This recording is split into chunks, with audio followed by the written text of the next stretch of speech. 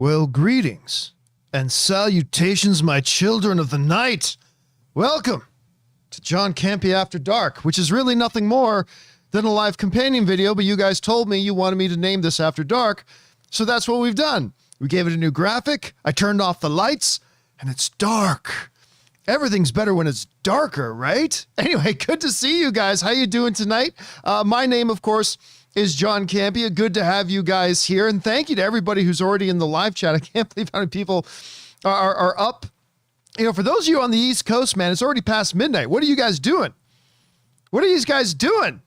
You degenerates staying up this late. Anyway, good to see you guys. Thank you for coming and hanging out with us.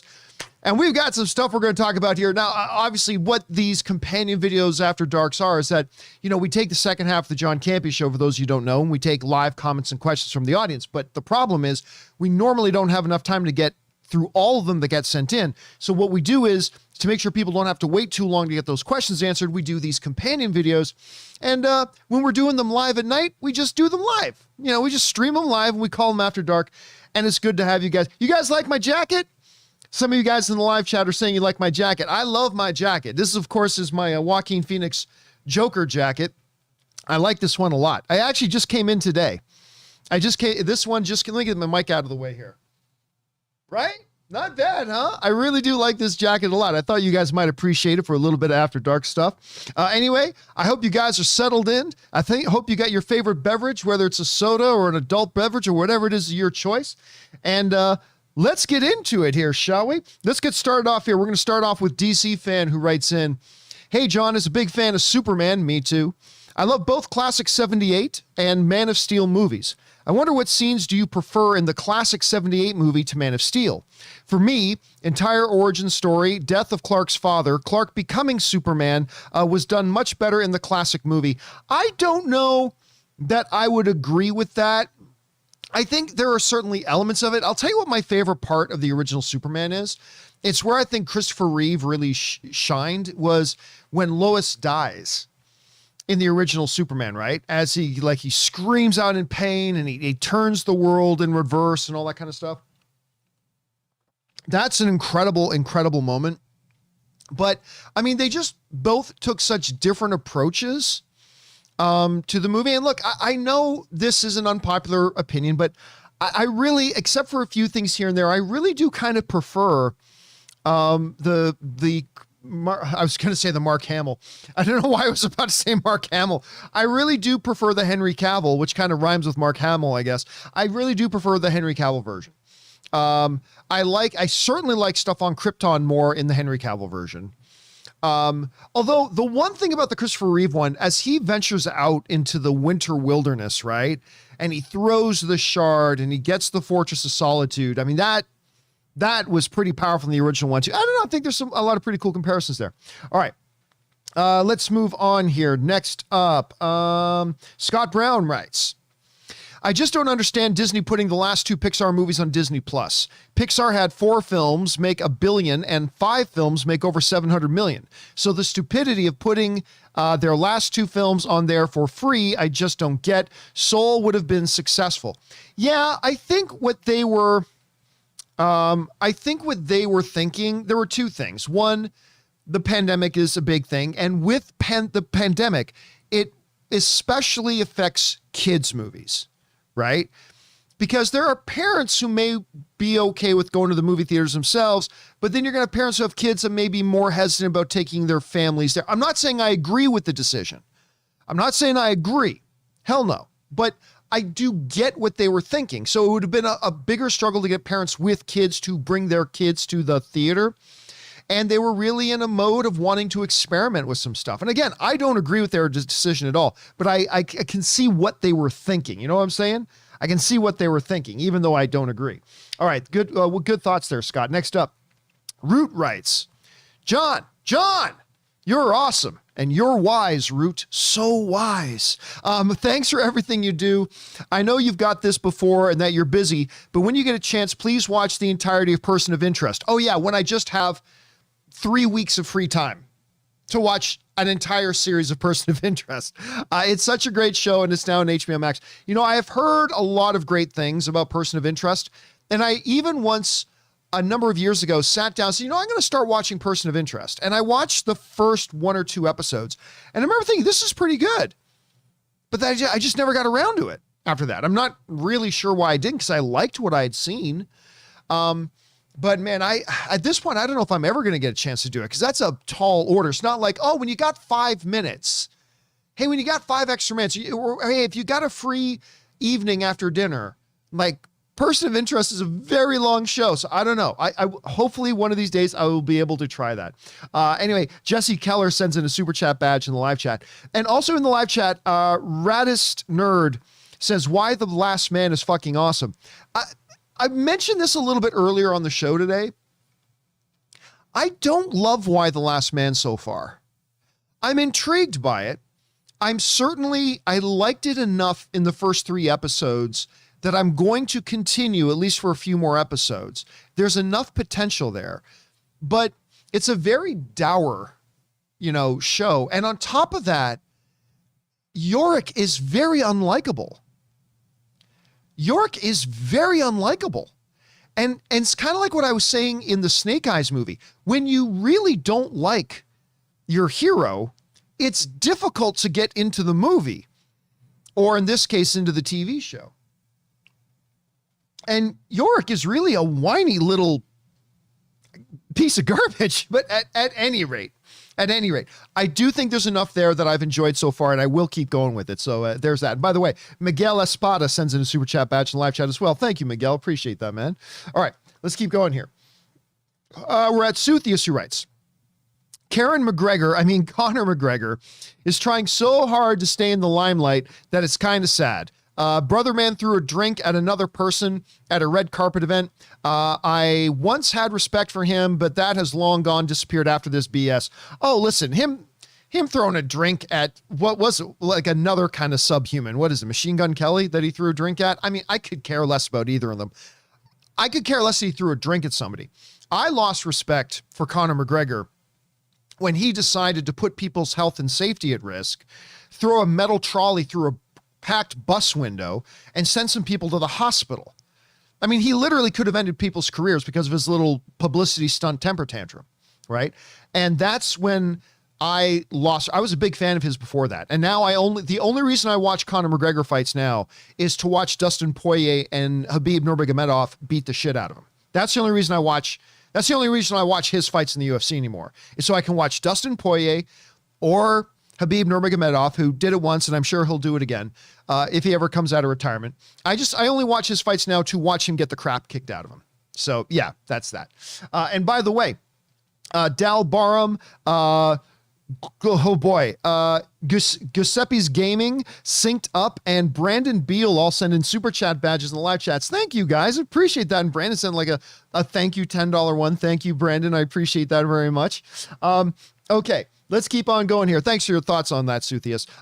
Holy Jeebas writes, kiss, kiss, gangbang, John. I'll never live that down. Have you guys checked out the James Wan Malignant? It was pretty good, and it felt like Wan was exploring his inner Sam Raimi. Some cheese thrown in with some hyper-violent and dark, gritty humor. My friend and I thought it was fun. Yeah, I'm not going to lie to you. I didn't like it all that much. This was brought up yesterday as well. Some people were bringing up Malignant yesterday as well. I kind of started off thinking this is just way too cheesy. Like even just that first scene of, hello, this is Dr. Doctor, and I'm the doctor of doctors, and I have this patient, and oh my goodness, my patient is doing all this undoctory things, and we don't know what to do. Oh no, the patient is doing that. Ah! And I'm like, really? And I get it that was kind of like an homage to the old style stuff. Somebody wrote to me today and say, John, a lot of your criticisms of Malignant were actually things that were by design, and it was on purpose, and it was meant to do that. I'm like, that doesn't make it any better, because if a chef makes a dish and he purposefully makes it taste like shit, just because he tells you, oh yeah, it tastes like shit, but that's on purpose. I meant for it to taste like shit. Oh, well, in that case, it's delicious. Yum, yum, yum. No, then it still tastes like shit. I don't care if somebody takes a bad thing of your movie and then you say, oh, but that was on purpose. Oh, well, then that magically makes it good. And of course, it's all subjective. And I didn't hate the movie. Don't get me wrong. I did not hate. I'm a big fan of James Wan. But for me, I didn't hate Malignant. There's certainly the mystery aspect of the movie I certainly thought worked. Like that was the part of the movie that was really keeping me in it, was the mystery. The horror parts weren't really working for me. A lot of the other, I thought the acting was bad. Anyway, but the mystery, like almost as like a pure, serial killer murder mystery. On that level, it kind of worked for me. And I could appreciate it for that, but I didn't love it the way I was kind of wanting to love a James Wan movie. But whatever, that's just me. All right. Next up, we've got Stony Baloney writes, I know he picked Universal, but Netflix offering Nolan full theatrical makes sense to me, as I'd assume an Oppenheimer biopic would be amongst Nolan's smaller budgeted films, so less financial risk in terms of when they make their money back. Yeah, I mean, I really thought there was a good chance. I mean, I honestly thought Nolan was going to go with Sony, and we talked about that on the show earlier this morning, right? I honestly thought that there was going to be, I thought I was going to go with Sony. I really did. And I thought if it was going to be anybody else, I thought maybe Netflix, because Netflix, they publicly said, we will do whatever it takes to get into the Christopher Nolan business. That's exactly what the guy said. But he ended up going with Universal, and that's fine. And when you read the report in the Hollywood Reporter about everything, like Universal really bent over backwards. Universal really bent over backwards to give Christopher Nolan just about everything he wanted in there. And at the heart of the whole thing was the whole idea that he wanted a 90 to 120 day theatrical exclusive window, right? And right now, the standard theatrical window is 45 days. And Universal was apparently willing to go, okay, we'll give it the longer one. We'll give it the longer theatrical window. And there was a lot of other stuff they gave him too. So again, I thought it would have been very interesting if Christopher Nolan had gone to Netflix, because then you would have seen Netflix breaking their tradition and actually releasing movies in theatrical exclusive windows. But he opted to go with Universal, and I think it's actually going to be a pretty good, fit. All right, next up, we've got Rhett Proctor writes, I honestly can't wait for The Boys season 3. Me too. You guys know how much I love The Boys. I think season 3 has the potential to be the best so far. And also I think Soldier Boy is a variant of Captain America hero. Oh, well, that's obvious. I mean, they're not even trying to pretend anything else. Like even in the social media feeds, right? That The Boys and Netflix or Amazon was putting out for The Boys. You see not Jared Padalecki, why am I freezing on? Who's the guys in the live chat? Who's the guy who's going to play Soldier Boy? The other guy from Supernatural. It's not Jared Padalecki. It's, why am I freezing on? Jensen Ackles. That's it. First guy to put it in was Ricky. The other was Manary, Leo also, and Fred. So Amazon put out an image of Jensen Ackles in his Soldier Boy costume, right? That is clearly a Captain America knockoff. And it even said in the social media post, he's your captain now. So it was obvious a big play on that. It was obviously a huge big play on that. Okay, next up. Let's see. We're at BK Dan, who writes, John, I say if Shang-Chi does get banned from China, which it has not been. Everybody's acting like it's been banned in China. As of right now, it has not been. It may end up getting banned, but as of right now, it's not banned in China. Okay, if it gets banned in China, it'll draw a third weekend bump and pull about 45 million. Ooh, that's ambitious. That's optimistic. I don't think that. And the weekend, because people will be curious about why and get people to want to see it again. Final worldwide, about 350 to 375. Yeah, I think that is really I think that's overly optimistic to see it go up to a $45 million third weekend. That would be insane. That would be insane. I just don't see that happening. I love the optimism, BK Dan. I love the optimism, but that is not happening. All right. BK also writes, John, the following countries are showing Dune on September 15th. Belgium, France, Luxembourg, Norway, Switzerland, Sweden. My prediction, domestic is 42 million opening weekend in the USA. Yeah, I just don't know. I mean, you guys all know, right? That my most anticipated movie right now, my absolute most anticipated movie is Dune. Like, I think Dune is going to be the winner of the Best Picture at the Academy Awards. Now, that's just a blind guess. Ask me again once I see the movie. Maybe I'll totally change my mind about that. But I am so looking forward to this. I cannot wait to hear what audiences think about it once it opens up. I mean, today. I mean, that's today that it's opening up in a lot of these countries. And I cannot wait to see this damn thing next year. Cannot wait. Or next month, I should say. All right. But I don't know with Warner Brothers being idiotic and releasing it day and date on HBO Max. I just don't know how good it can do at the box office. I just don't know. We'll have to, I hope you're right and it can make at least 42. I hope you're right. I don't know though. Fingers crossed.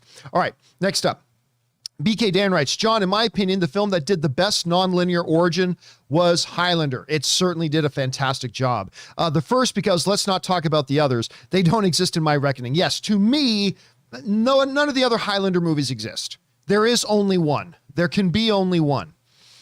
And that's the original Highlander. Highlander 2 doesn't exist. Highlander 3 doesn't exist. Highlander 4 doesn't exist. None of them exist. The TV show's fine. The TV shows. Who was the star of the TV show? Was it Adrian Paul? Was that the guy who starred in the Highlander TV series? Anyway, the TV series was fine. I kind of dug the TV series. But yeah, that original Highlander movie, and you're right. The way it did non-linear, and a bunch of you guys are saying in the live chat that yes, his name is Adrian Paul. Thank you guys. All right. And I'm getting more comments about my Joker jacket. I do like this Joker jacket a lot. But yes, that first Highlander movie is actually in my top 10 list of my all-time favorite films. It really is. All right, next up, Ike Nuoko writes, like you, I hate it when people say that the DCU rushed their films and failed because they didn't follow the MCU formula with origin/solo films that built up to a Justice League film. Rob wonderfully answered my tip before, and I also wanted your thoughts on my rebuttal. 1 of 6. According to their logic, Man of Steel and Green Lantern should have been masterpieces in the eyes of critics and fans since they were solo origin films that fleshed out popular heroes who could potentially build up and lead to a DCU like they did with Iron Man. The DCU did start off with solo films in Man of Steel and Wonder Woman to lead into Justice League, yet the Joss Whedon Justice League got terrible fan/critic reviews and barely grossed more than Ant-Man and the Wasp, $657 million versus $622 million. Let that sink in. Lack of setup solo films didn't hurt the box office of 2016 Suicide Squad or change the fact that Wonder Woman was praised in Batman vs. Superman, changed the fact that most people hated the Martha scene in Batman vs. Superman, changed the fact that most people hated Jesse Eisenberg as Lex Luthor, and didn't change the fact that Cyborg was the most praised character in Zack Snyder's Justice League, despite his setup coming from a 2-second email clip in Batman vs. Superman, and didn't hurt the box office of Aquaman, despite his intro coming from an email clip in Joss Whedon's Justice League. Finally, between 2008 and 2012, the MCU came out with 6 films to build up to Avengers. Between 2013 and 2017, DCU came out with 5 films to build up to the Justice League. Both studios took 4 years to build up to their team-up films. According to their logic, the MCU rushed. 6 of 6. Rushed their franchises and didn't take enough time to set up their cinematic universes. Yet this discussion stems from how the MCU took the right approach to setting up their universe and how the DC should have followed their formula, even though both took 4 years. Well, I mean, it's not an apples to apples thing though, Ike. I mean, it's not an apples to apples thing. Let's just get that out of the way right there. By the way, Mike, I stand everything MCU sends in a super chat badge in the live chat. Thank you, man. I appreciate that, dude. But no, it does. I can't help but shake my head, like just go, oh my God. When I hear people go, well, the reason that DC didn't have the same success with Marvel is because they didn't do enough individual films before doing a team-up film. That's bullshit. Never, ever, ever, ever say that. Okay? Never say that. The reason, this is it, bottom line. The reason that Marvel has had a level of success in the MCU that DC has not yet been able to enjoy in their DCU is this simple. DC didn't make movies that the audiences and the critics loved. It's just that simple. It has nothing to do about how many solo films did they do before they did team up films. Has nothing to do with that. Nothing to do with it. Everybody wants it to be about a formula. Oh, what's the formula? What's the recipe? What's the pattern? It's the pattern that makes it. No. Good movies is what makes things successful. Did Avatar, the James Cameron thing, currently the biggest box office hit of all time? Yes, it's above Endgame now. Not for long, but Avatar is back in top spot again. Don't forget that. But did Avatar have 7 individual character build-up films before doing Avatar? Did they have a Stephen Lang solo film before he ends up on Pandora? Did they do a solo film about Sigourney Weaver's character first before she ended up on Pandora? Did they do Michelle Rodriguez's solo film before what her character was doing before she ends up on Pandora? And then no. But guess what? It ended up being an Academy-nominated film, and it is the #1 box office film of all time. It is not about an effing formula. It's just about making good movies that audiences and critics love and attach themselves to. And the DCU didn't do that. At least not to the degree that, that the MCU is doing it. Now, look, if you ask me to compare the first Iron Man to Man of Steel, I take Man of Steel every day of the week, twice on Sunday, right? To me, no question. Man of Steel is a better movie than Iron Man 1. No question to me. But the reality is that a lot more people and a lot more of the critics and a lot more of the audiences liked Iron Man 1 more than Man of Steel.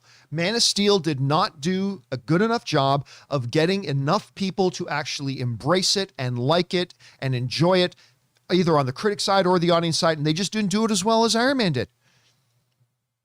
And so when they were coming up with another MCU movie, guess what? Audiences were already now more predisposed to it than they were to the DCU.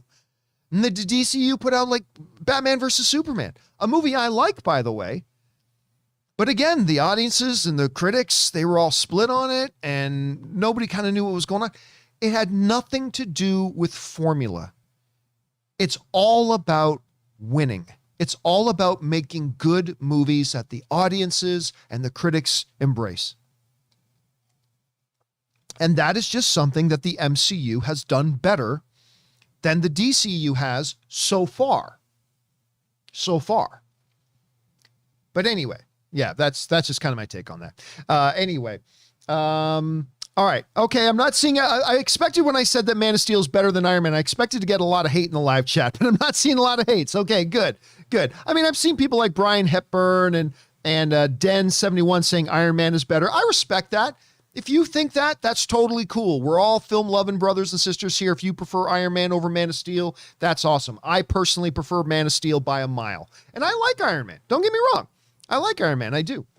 But yeah. Man of Steel every day. That's just me. All right. By the way, before we move on here, Meshach82 sends in like a $20 super chat badge saying victory. Thank you, Meshach82. Appreciate that very much. Thank you for the support, dude. I appreciate that. All right. Let's move on here. Master Nameless writes, hey, John. I agree and hope Disney would keep X-Men separate from the MCU. Me too, but that's not what's going to happen.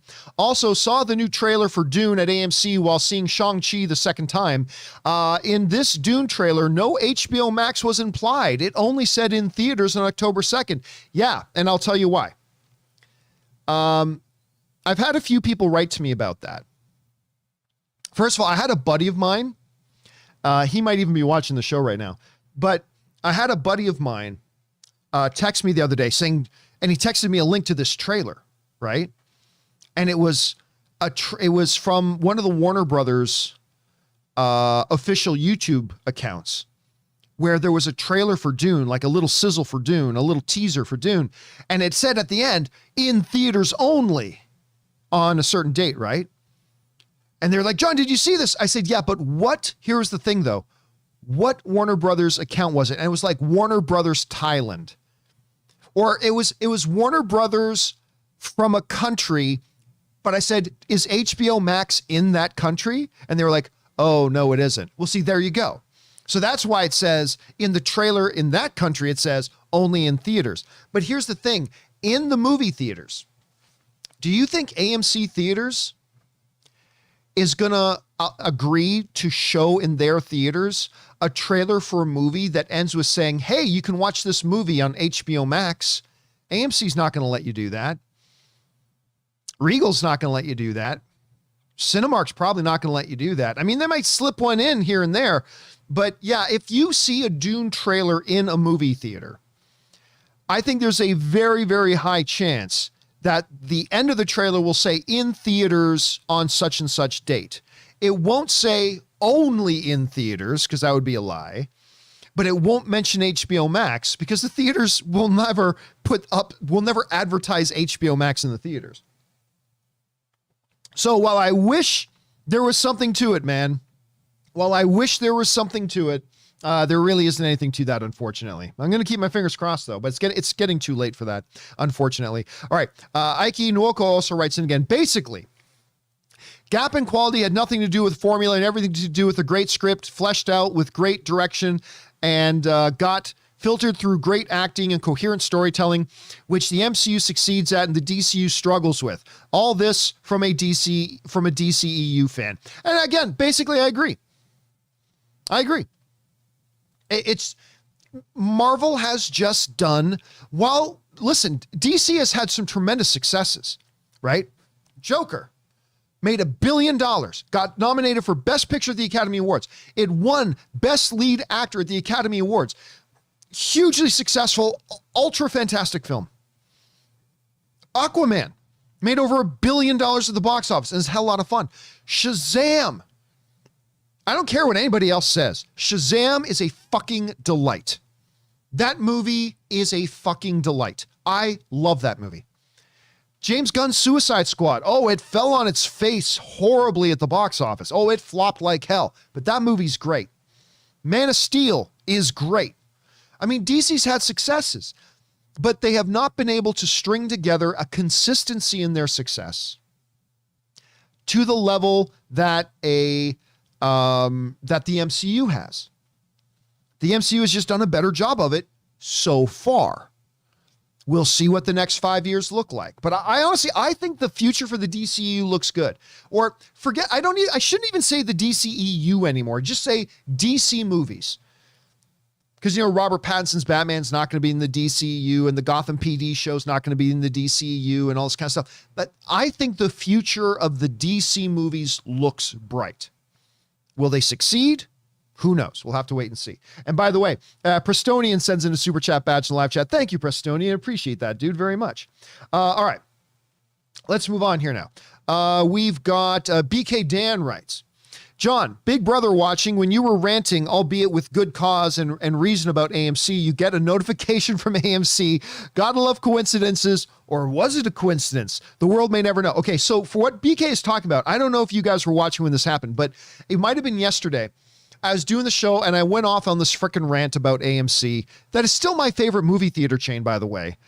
You guys hear me piss and moan and bitch about AMC and their idiotic CEO a lot, but they are still my favorite movie theater chain. They are my go-to movie theater chain. I still have a lot of love in my heart for a lot of AMC, because obviously I worked with them for a number of years. But as I was going off on AMC the other day, it's just funny because on Windows 11 here, I had this notification pop up. It was an AMC notification about like one of my upcoming A-list movies that I have tickets for, right? But it was just kind of funny that as I was going off on AMC, this little AMC notification came up. It's like, ooh, are they watching?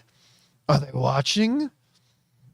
I don't know. We'll have to wait and see. All right. Thanks, BK. Mark Netto writes, hey, John, saddened to hear of Norm Mcdonald's passing. Yeah. Now both McDonald's have left Norm and Mike, both great Canadian kids. Also, let's remember Phil Hartman too. RIP. Yeah. Well, Phil Hartman, that's obviously ages ago now, but man, I remember when I was a kid and hearing that Phil Hartman had passed away. I loved him on Saturday Night Live. I loved him as a voice in the Simpsons. I'm Troy McClure. I used to love listening to his voice in The Simpsons.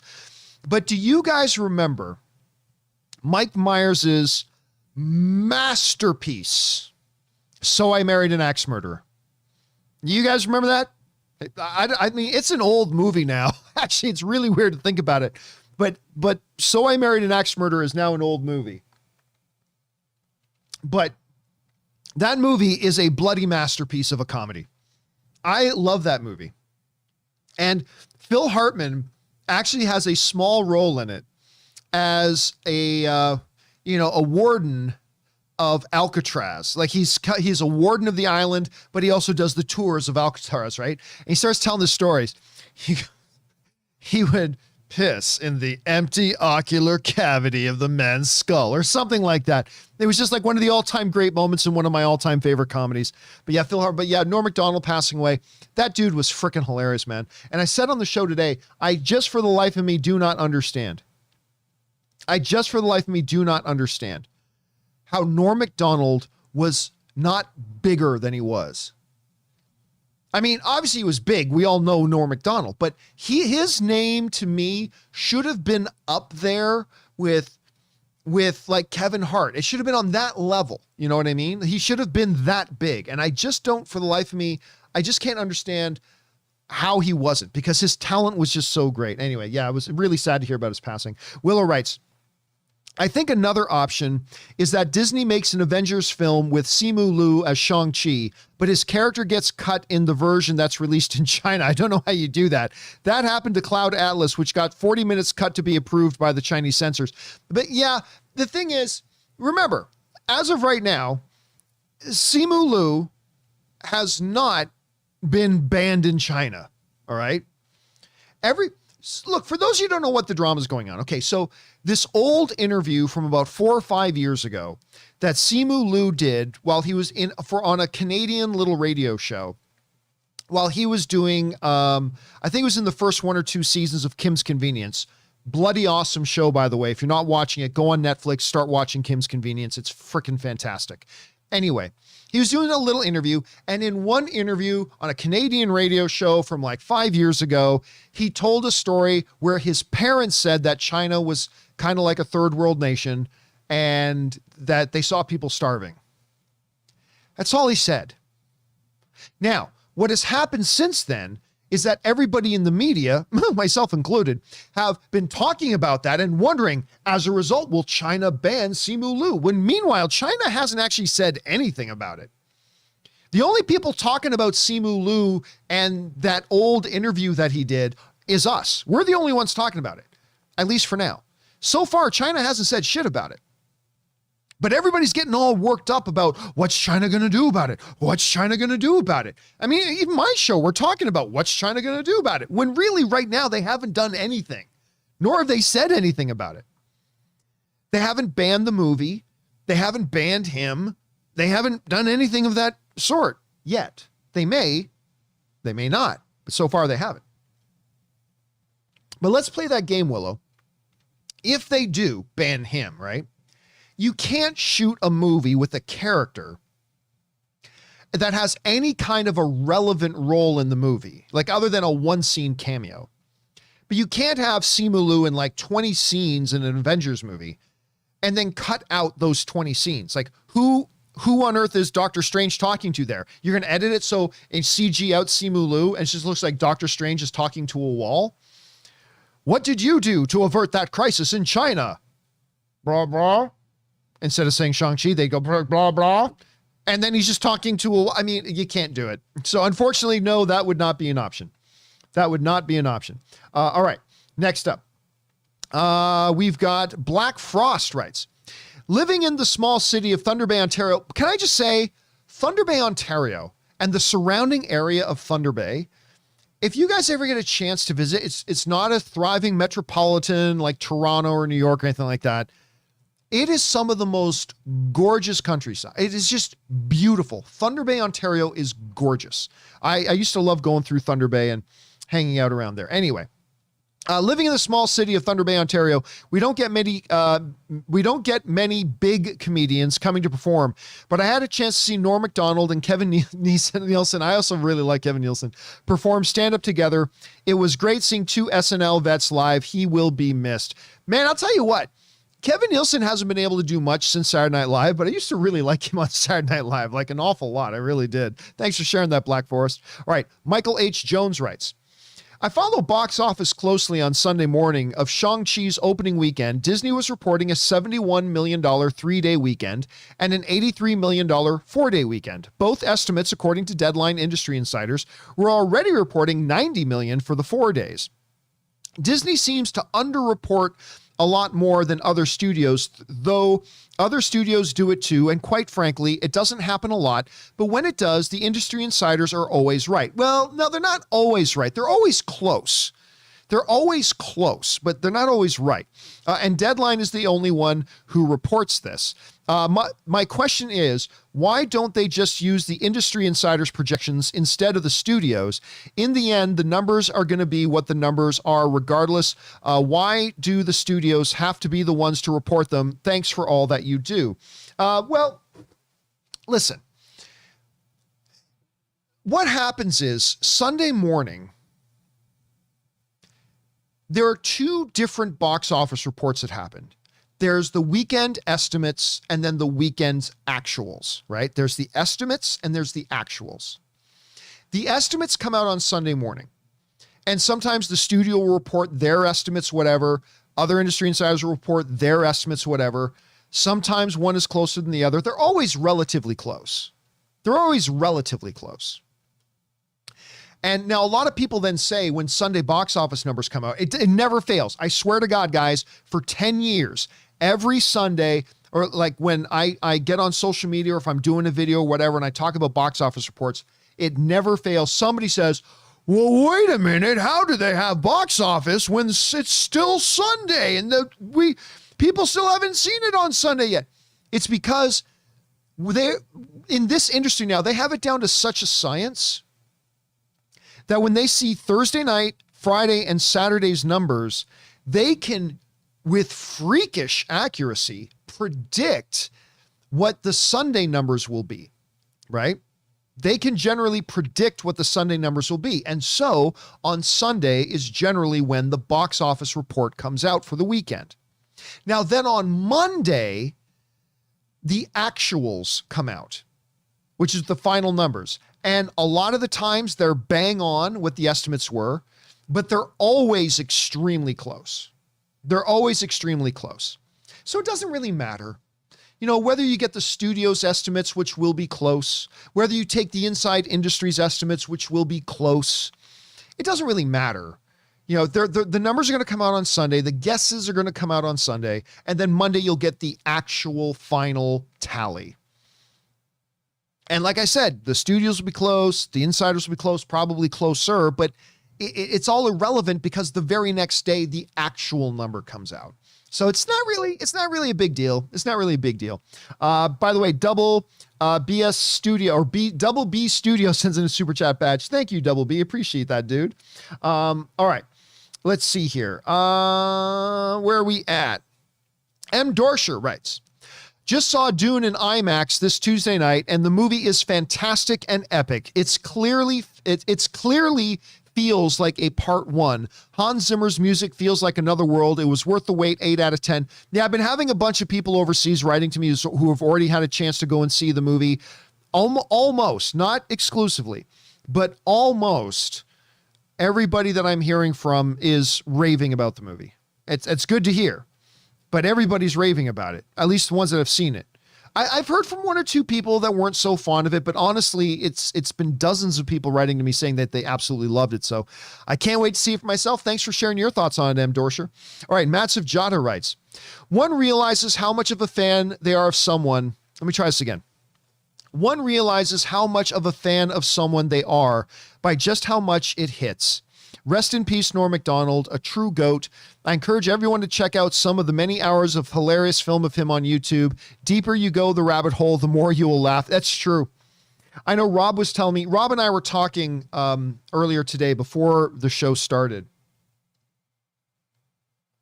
And we were talking, we always do. We always jump online and start talking, and we just chat for about 20 minutes, about 9:40, because the show starts at 10 a.m. Around 9:40 is when Rob and I will jump on, and we'll do a quick sound check and picture check and stuff like that. And we'll chat every day for a while. And he was telling me about how he did that. He went down this big rabbit hole yesterday of Norm Macdonald stuff. And it's true. Once you start going down that rabbit hole, man, you just find one hilarious thing after another, after another, after another, after another.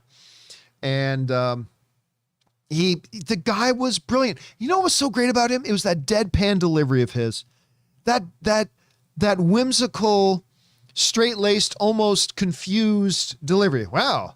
I mean, why would you do something like that? I mean, it was his delivery. His delivery was his completely identifying factor. You know what I mean? I just cannot believe he's not around anymore. It just bums me out. All right, next up. A real battle axe writes, one of two. The GOAT Norm Macdonald has passed away. Norm is the reason I love comedy. His Weekend Update is the GOAT. I used to love him, and Dennis Miller were probably my favorite Saturday Night Live Weekend Update anchors. Dennis Miller, who was great at that. Dennis Miller may be my all-time favorite, but Norm Macdonald was awesome at it too. Anyway, no one else comes close. His stand-up is unlike anyone I have ever seen. Dirty Work, Screwed, and The Norm Show are all severely underrated. His interview style on his podcast and Netflix show was next level. Every interview he gave was wholly original. The man could make me belly laugh unlike any other human on the planet. I'm going to go have a cheese sandwich and watch OJ clips. Fuck cancer. Yeah, man. And one of the things I said on the show today, I think I said it today, not yesterday, was, a lot of times when we hear about a celebrity passing away, I kind of approach it in a joyous way of looking back at the incredible life they had and the great art that like we just recently talked about Michael Constantine, and I had a little bit of a personal connection, but we're talking about just the art that they gave us, right? And when one of the older celebrities passes away, I kind of take an approach of a celebration kind of approach, like looking back at the incredible art they gave us that will endure forever, right?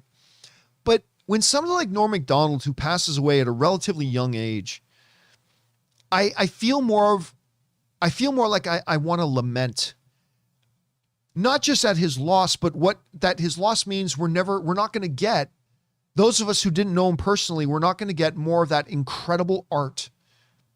The art of comedy, and I believe comedy is absolutely art, but we're not going to get any more of that art, that magic that he would weave into the atmosphere of our culture. You know what I mean? And it really bums me out that we're not going to get more of that wonderfulness. You know what I mean? So anyway, there's that. All right, next up.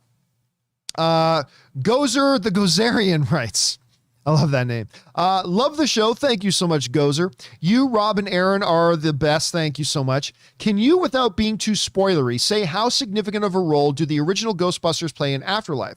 I've been waiting since the summer of 1989 for this film. Stay safe. I'm not going to say a bloody word. I'm not going to say a damn thing. You say, without being spoilery, can you tell me a spoiler? No, I'm not going to say anything about that. All I will say, and the reason Gozer is asking, for those of you who don't know, when we were at Comic-Con, when we were at CinemaCon a few weeks ago, Sony Pictures totally surprised us by bringing out Ivan Reitman, the director of the original Ghostbusters films, and his son Jason Reitman, who directed this new Ghostbusters, out on stage, and then they shocked us by saying, oh, by the way, right now, we're going to show you the whole movie. Enjoy. And then they played Ghostbusters Afterlife for us, totally surprised us, played the whole movie for us. All I will tell you is that I really had a good time with the movie, a really good time. I think the vast majority of you are going to have a really, really fun time watching this movie. But as far as particulars, I'm not going to go into that. No way. No way. Sorry about that, Gozer. Not a chance. But I will tell you, I think you're going to have a lot of fun watching this movie. And I certainly cannot wait to be able to go back and watch it again. Okay. Next up. The Arturo writes, Jim Giannopoulos, advocate of theatrical windows, was just ousted at Paramount. I don't know if he was ousted, but anyway, with reports that Shari Redstone was upset that he didn't send Quiet Place 2 and Top Gun to Paramount Plus. What does this signal going forward for theatrical exclusivity on that lot? I think Paramount, well, first of all, they would never be able to release Top Gun on Paramount Plus. There's just no way with the contracts and everything. There's no way Tom Cruise would ever approve it. I mean, so that's out of their control. With the contracts and agreements they have, there's just no way that Tom Cruise would ever let them do that. There's just no way. I think right now, Paramount,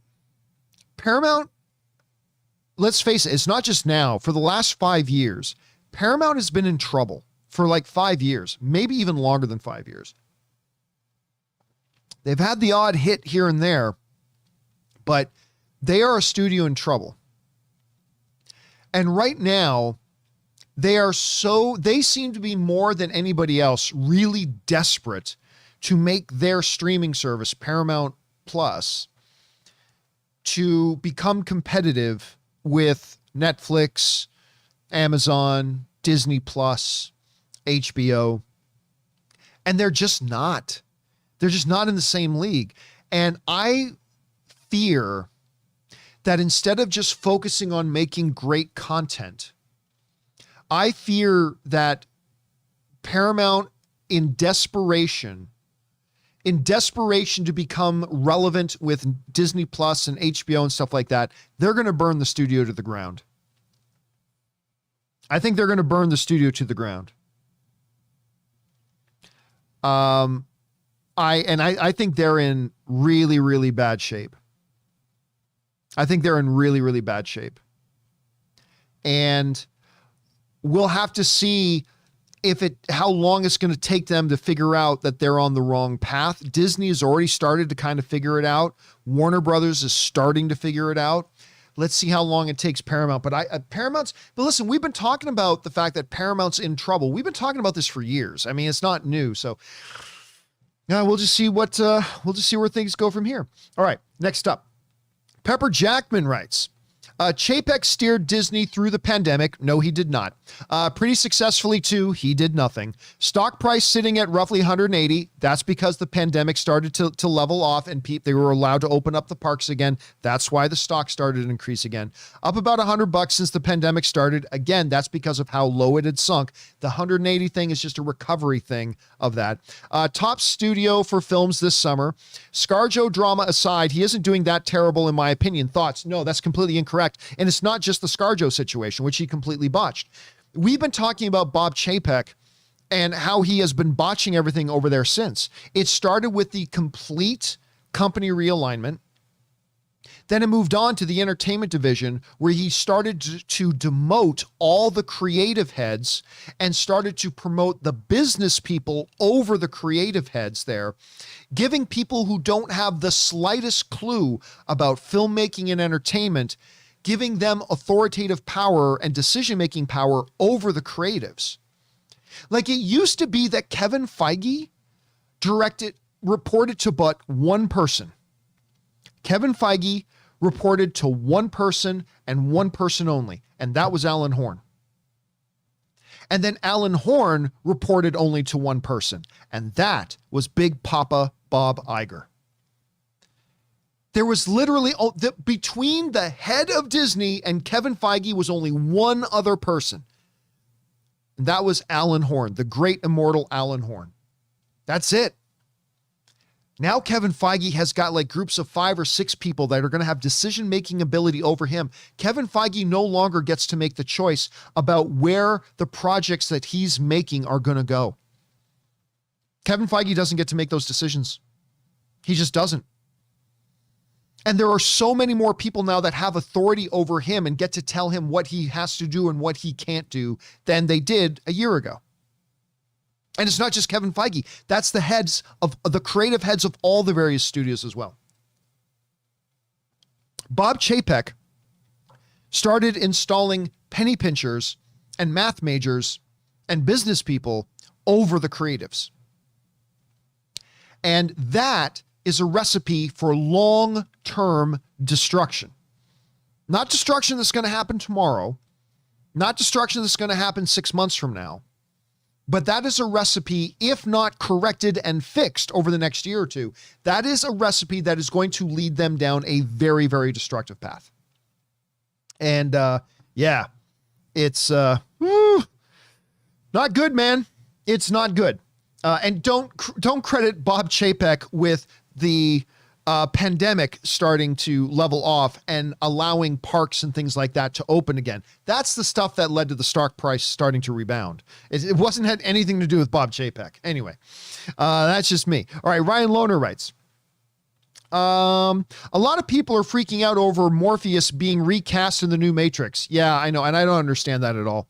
To which I reply, A, we don't know that this guy is Morpheus. I think he is Morpheus, because it's just a trailer. And B, we don't know Lawrence Fishburne isn't in the movie because it's just a trailer. I'm pretty sure that Lawrence Fishburne isn't in the movie, but here's the problem. People like, I got into this one discussion. It's never a good idea to get into discussions on Twitter, but I got into a discussion on Twitter with this one guy who's like, well, they should have used Lawrence Fishburne. I'm like, well, I mean, I love Lawrence Fishburne. But if what Wachowski wanted was, if the story called for a younger version of Morpheus, then like a 30-year younger version of Morpheus, then you gotta go with the younger actor. Well, then they shouldn't have required a 30-year younger Morpheus. They just should have had Morpheus as it is. And they're like, okay, so now you're saying you're saying the story should have served the actor. That's what you're saying. You're saying the movie should serve the actor. That's how you make shitty movies. All right? Actors are there to serve the characters, and the characters are there to serve the movies. That's how you make good movies. Or to put it another way, the actors are there to serve the characters, and the characters are there to serve the story.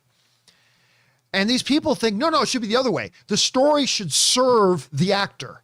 We want Lawrence Fishburne, so make your movie in such a way that you can have Lawrence Fishburne. But no. Write your best movie. What is your best story? And then create your characters and fill those characters with actors that best serve the story. The story is what is there to be served. And if the story that Wachowski came up with is that they feel is the best story to tell involves a young Morpheus, you don't change it so you can go have this one actor in the movie. That's not how you make good movies. That's how you make bullshit fan service that usually ends up failing. And I'm not even looking forward to Matrix. And I'm a huge fan of Lawrence Fishburne. But yeah, I never understood that either. Okay. Sidious Swift sends in a super chat badge in the live chat. Thank you, Sidious. I appreciate that very much. Again, I don't even have any belief in the new Matrix. I don't even have any belief in this movie. Although the trailer is fucking fantastic. I love the trailer. But I don't think the movie's going to be any good. I hope I'm wrong about that. I'll definitely give it a shot, but I don't think the movie's going to be any good. But we'll see. All right, next up. Let's see. John Campea's All Elite writes, wasn't crazy about the Hawkeye trailer. I felt the same way watching it as I did with Black Widow, which was mediocre in my opinion, which is what the point of this film/show other than what is the point of this film/show other than introducing the new Black Widow/Hawkeye? It felt super vanilla to me, but I hope it's great. Well, I mean, what's the point of any movie?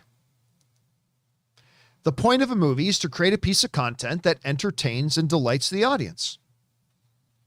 And if you can do that, right? That's the point of a movie. That's the point of a movie. And again, I know a lot of people really did like the Hawkeye trailer. I did not. I'm a big MCU fan. I am. And I'm sure the show's going to be good, but I got to be honest with you guys. I thought it was kind of a silly, ridiculous trailer. And maybe the other ones will be great. And I know a lot of you like the trailer, and that's awesome. Don't throw stones at me. I still have belief in the show, but yeah, I didn't think the trailer was all that good. I thought it was kind of silly, but we'll see. We'll see. All right, next up. Morris Morningwood writes, when's the last time you had poutine? Honestly, I think the last time I had poutine was the last time I was in Canada, like 2 years ago. Ann and I and our buddy Ryan and my brother-in-law Ray, we flew up to Canada, hung out with my family on the ranch. There's the Campea Ranch up there. And then we went to my family's got a cottage on the lake, and we went there and stuff like that. And we hit a place and we had poutine. I think that was the last time I had poutine. They don't have real poutine in the US. Well, I take that back. I've been to one or two restaurants that serve a version of poutine that is actually pretty good, but I haven't had like real poutine probably in about 2 years. All right, next up. Ivan Pietro writes, I feel like the MCU will introduce X-Men with multiverse. Makes the most sense. Not really. There is no way that they were just chilling during the Thanos, Loki, and Ultron stuff. Maybe they were. I'm sure they would have helped if they were there. Maybe or maybe not. I got money that we'll hear X-Men news soon. Well, I mean, that's not much of a prediction, Ivan. Because here's the thing. Kevin Feige said when the whole thing about the Fox was being taken over by Disney, right? He said, look, I've already got the next 5 years planned out. Well, guess what? 5 years is getting pretty damn close. We're getting pretty damn close to the end of that 5 years. We're sneaking up on 4 now. So yeah, we will absolutely be getting X-Men news pretty soon. I don't think multiverse is what they're going to do to bring it in, although that is a possibility. But I don't think multiverse is what they're going to use. But it is, look, here's the thing. There are no good theories out there. Every theory I have heard, and I have not come up with any good theories myself, just to be honest, but I have not heard a single good, solid theory. Every theory I've heard so far, even the better ones, are just littered with problems. So that's why Kevin Feige makes the big bucks. That's why Kevin Feige is the guy we trust in this. He'll come up with a way to do it, and it'll be soon. Because, like I said, we're getting close to the end of that 5-year window now. That's coming. And so that means really soon we're going to start hearing news. Hell, they already announced that they were going to do Fantastic Four. And guess what? It's not going to actually come out until after that 5-year window is done, but it's going to be soon. It's going to be very, very soon. We're going to start hearing about X-Men stuff. And the wait is almost over. All right. Ivan Pietro also writes, I wasn't that excited for Blue Beetle, but after hearing it was going to be our first Latino lead superhero film, I got excited. It does frustrate me that it's going to be on HBO. This could have been the next Shang-Chi or Black Panther. Such a shame. Hopefully Warner Brothers reconsiders. They won't. Here's the thing. Warner Brothers is going to, they're employing a new strategy, right? They are going to have some big budget things, and they're going to put that big budget money into properties that they really believe can be hits. But then they don't want to ignore certain characters like Blue Beetle, so they're going to use HBO Max as a little bit of a modestly more safe playground to try to get those launched. And I would say this, could Blue Beetle, look, any movie could be the next Shang-Chi or Black Panther. Any movie could be, but you have to recognize it's very, very difficult for that to be true. It could, but it's also unlikely. It is a much safer approach for Warner Brothers to say, you know what? Let's give a Blue Beetle a shot, and let's do it with a smaller budget, and let's do it on HBO Max, and let's see if the audience gets attached to this character. Let's see if we can make this work. And if it does, let's move it up. Right? So what I would say to people, because, you know, the same conversation happened when Batgirl news was coming out and people complaining that, well, why are they doing it on HBO Max and not like a full movie, like theatrical release? I'd say, listen, you should be, instead of complaining about what it's not going to be, celebrate that they're doing anything with it at all, and let's see where it goes. Because even if you're the biggest Blue Beetle fan in the world, you have to acknowledge that that's a risky proposition. doing a Blue Beetle project is a risky proposition. And so I say celebrate that Warner Brothers is taking a chance on it at all. And let's see what happens. See what happens. All right.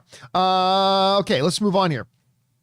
Next up, we've got Kulo69 writes, I totally understand film is subjective, but it frustrates me to death knowing that there are so many people out there that believe Tom Holland is a better Spider-Man than Tobey and Andrew. It drives me crazy, but hey, that's the subjectivity of film, I guess. Listen, you're talking to a guy that I like all of them. I think there are certain aspects that Tobey was really great at. I think there are certain aspects that Andrew was really great at. I think there's aspects that Tom is really great at. I will tell you this, though. I think Tom is the best Peter Parker. You know, if you kind of break Spider-Man into Peter Parker and Spider-Man, kind of like we do sometimes, like, you know, like some Batman actors were great Bruce Waynes, some were great Batman. You know what I mean? Tom Holland, to me, is the best Peter Parker. There's just a more authentic, he seems like an awkward high school kid more to me than Andrew and Tobey were. And I really love Andrew and Tobey as well. But I can totally get it. He is a completely delightful Spider-Man. And I love all three of them. I'll just leave my kind of personal taste on that. I love all three of them. But yeah, anybody who says that they believe Tom Holland is the best Spider-Man so far, I think they've got a legitimate argument to make for that. I really do. I think all three of them do. So that's kind of my take on it. All right, next up. Dangerous D writes, hey, John, sad to hear Norm Mcdonald passed away. Me too. Good Canadian kid whose humor was subtle and dry. And my favorite joke he did, gambling is a terrible disease, but it's only disease that you can win $1 million. He was one of a kind and will be missed. R.I.P. Norm. Yeah, I love it. He had so many great jokes. I loved it, but that's good. Gambling disease, but it's the only disease you can win $1 million. That's so good. That is so Norm Macdonald. All right, Randy writes, hey, John, I want to know your thoughts on Roger Eggers' next film, The Northmen. I love The Lighthouse and his aesthetic and tone and a Viking movie. Give me that right now. Yeah, listen, Eggers, I remember walking out of Lighthouse, and yes, I knew that Willem Dafoe gave a brilliant performance. And Robert Pattinson gave a brilliant performance. But I also walked out of The Lighthouse going, what the fuck did I just watch? All right. What the fuck did I just watch? I mean, it was artistically, it was phenomenal. There was so much artistry and everything put into it. And again, the performances were insane. And the dynamic between Robert Pattinson and Willem Dafoe was fantastic. But again, I walked out and I was like, what the fuck did I just watch? No idea. Anyway, The Northmen. If you watched our coverage, mine and Aaron's coverage of CinemaCon, you'll know that they actually showed us a whole bunch of Northmen. They showed us a whole bunch of it. And I mean, they didn't show us the movie, but they showed us like 8-minute sizzle of it. And I tell you what, like Aaron and I both looked at each other. Like when the like this 8-minute Northman sizzle finished, Aaron and I looked at each other and we're like, yes, please. Yes. All kinds of yes. I want to see it. I think you're going to be very excited when they start actually doing the actual marketing. But it was funny because they showed us this footage, but first they showed us a recorded message of Eggers, who's actually out there on location, still filming the movie and saying, hey guys, listen, we're going to show you this footage right now, like X number of minutes, but please understand it's not finished. We still have a lot of work to do on it in post-production, and please understand that. But I'm telling you, I still was like, I want to see this so badly. So we'll see how that all turns out. All right, next up. Where are we at? We're at BK Dan, who writes, John, question on off topic. Did you back in the day own a Laserdisc player? How about you, Rob? Obviously, Rob's not here. I never did. I remember my dad like a lot of dads, belonged to a bowling league, and he would go bowling on Monday nights. And sometimes I would go with him. And the reason I would go with him is because at the bowling alley, they had like 4 video games. And so I would go with my dad, and my dad would give me a bunch of quarters, and I would play video games. But this is so weird, but it's true. At the bowling alley, they also had video rentals where you could rent for like $20 or whatever it was at the time. You would get a Laserdisc player and 2 movies that you could take home for the week. And so it wasn't just renting the movies, you actually rented the video player as well. And my dad would get that, but no, we never owned a Laserdisc player. We never did. The first thing we got in our house when, for home video was a VHS player. So we never did own the Laserdisc player. No, but we rented it a few times, but never owned it. All right. Kevin Rubio writes in, our friend Kevin writes in, I'm very disappointed you're not in a smoking jacket and drinking scotch and smoking Cohiba for Campea After Dark. The best I can do is my Joker jacket, man. That's the best I can do. That's my absolute best thing that I can do for it. Sorry about that, Kevin. All right, next up. Yeah, maybe next time I'll bring out a scotch and a smoking pipe and an old Hugh Hefner smoking jacket and have ladies dancing in the background to smooth jazz as I'm doing the show. You know what? Oh my God, now I want to do that. Now I want to do that. I'm going to find dancers you can hire for like a couple of hours. And by the way, Mark Vel Blah sends in a super chat badge in the live chat. Thank you, Mark Vel. I think I'm actually going to do that for my next Campea After Dark. I'm going to hire a couple of dancers just to stand back there in the background and just move in a very sultry way to like some jazz flute or something like that. Have a little bit of background music playing, and just for 2 hours or for an hour and a half, they'll just be dancing in the background. I'm totally going to do this now. I am totally going to do this. Somebody who's writing that in, Crafted is writing, don't let Ann hear this. Are you kidding? Ann will love it. Ann will think that's awesome. Ann's going to want to help. Ann's going to totally want to take charge of finding the dancers to put back there. She'll think this is the most awesome thing in the world. So yeah, we're going to do that.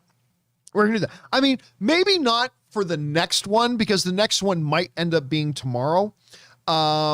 Maybe yes, maybe no, but either the next one or a very upcoming one, I'm totally going to do that once just for shits and giggles. Anyway, okay. Mukbang Reviews, by the way, our friend Mukbang Reviews sends in a super chat badge in the live chat. Thank you, Mukbang. I appreciate that, man. All right. Let's keep going here, shall we? We got, oh my gosh, we've gone over an hour already. I didn't even realize that. Okay. You know what? Let's go a little bit longer. Let's just go longer. And Dominic Ray is saying in the live chat, John's not going to do it. Oh, I fucking am. Oh, yes, I am. I am totally going to do this. I am 100% going to do this. I mean, as long as it's not like ridiculously expensive, right? Like if it's like $500 for no. But if I can find it like dancers who will just come and say, yeah, like we'll like club dancers or something. We'll come and dance in the background for like $80 for an hour, $80 an hour. Sure. I'm totally going to do it. I'm totally going to do it. All right. Okay. Let's see. Next up. And by the way, Javier Riaz 405 sends in a super chat badge in the live chat. Thank you, Javier, saying hype for the dancers. Yes. Hype for the dancers. Okay. Let's move on here. Where were we at here again? Oh yes. Bernard, Gateman writes, I liked Malignant. I thought it was cheesy horror goodness. It worked for me. I do think it's Wan's weakest horror movie. What were your thoughts on Fear Street Part 1? I really liked it, and I can't wait to binge Parts 2 and 3. I never did watch the Fear Street stuff, so I can't comment on that. And again, my feelings on Malignant, I think we're very close to yours. I thought the mystery aspect, like what's going on with this girl and this other thing, and the way they unwrapped the mystery, I thought that level of the movie worked. I did. At the end of the day, Is it a movie I would recommend? It's not. But I didn't think it was bad. Like, I don't think it's bad. I don't think it's terrible. It had some good. It had some bad. And at the end of the day, it's not a movie I can recommend. But I totally see where you're coming from on that as well, Gatard. All right. Let's see. Where are we at here? We're at Matt, who writes, "Greetings, John. I just saw the newest Oscar Isaac film, The Card Counter, and I hate to say that it may be a contender for the worst of the year for me. Incredibly boring and very little blackjack despite the title. I have heard good things about The Card Counter. I've heard good things about the movie. I am certainly hoping it's good because it's Oscar Isaac, because there's a lot of poker in it. Obviously, I'm a big poker guy. I'm going to go play in the World Series of Poker in a couple of weeks, going out to Vegas, playing the World Series. Obviously, didn't get to do that last year, but going to go play in it this year. So I hope it's good. I'm hearing from a lot of people that it's good, but yeah, you just took a little bit of the wind out of my sails, Matt, that you didn't like it so much. But thanks for sharing your thoughts on it, dude. I appreciate the perspective. All right. Last one we've got time for here, guys. And by the way, Mukbang Review sends in another super chat badge in live chat. Thank you, man. I appreciate that. All right. Last one we're going to do tonight, guys, comes to us from Sam Fisher, who writes, "I don't know if I ever mentioned this, but my cousin is Michael Schur, Andy Samberg, and Tina Fey's agent. So he is credited as an EP on TV shows like The Good Place, Brooklyn Nine-Nine, The Office, and 30 Rock. His name is David Miner." That's pretty cool. I don't have any family members in the entertainment business, which shouldn't surprise anybody because I'm Canadian and Italian. So no, it's not like I grew up around here or anything like that. I have no family, friends, or anything like that in the entertainment business, but that's pretty good that you do, man. All right, listen, there are more to come from James Wheeler, Sam Fisher, Anonymous, and others. There's actually not many left, so do not worry, guys. We will pick up right where we left off on the John Campea Show tomorrow. Of course, tomorrow it's going to be me and the wonderful Erin Cummings. Don't forget, you got her new movie coming out here pretty soon. She doesn't have a big role in it, but you see her in the trailer for the new Will Smith film, King Richard. She's going to be on the show with me tomorrow, of course. And then when we get to the live questions part of the show, we're going to pick up right where we left off right here. Okay, guys, that'll do it for this installment of After Dark. Do you feel dark? Do you feel dirty now? I have no idea what I'm saying. But listen, guys, thanks for hanging out. And thanks for being a part of the show with us. To all you guys who have been here either from the beginning of the stream or you just jumped in at some point, thanks a lot. Big thank you to all you guys who, number one, sent in super chat badges supporting the channel, guys. Thank you so much. For those of you who sent in the live questions, you gave us great fun things to talk about, and you also supported the channel. So to all of you guys, a very deep sense of gratitude from me and everybody who's involved with the YouTube channel. Thank you guys for supporting what we do and for being here. And yeah, we're closing in on, somebody mentioned today, by the way, that we're closing in on 250,000 subscribers, which, I mean, is tiny compared to a lot of YouTube channels, yes, but it's also a number I never thought we would get to. I never thought we would get to 250,000 subscribers. So we're going to have to do something to celebrate that. I don't know what we're going to do. We're not there yet, but we're getting close. So keep your eyes open for that. Anyway, guys, that'll do it for me for now. Have a good, restful night. We'll see you guys in the morning for the John Campea Show. And until next time, my friends, dancers.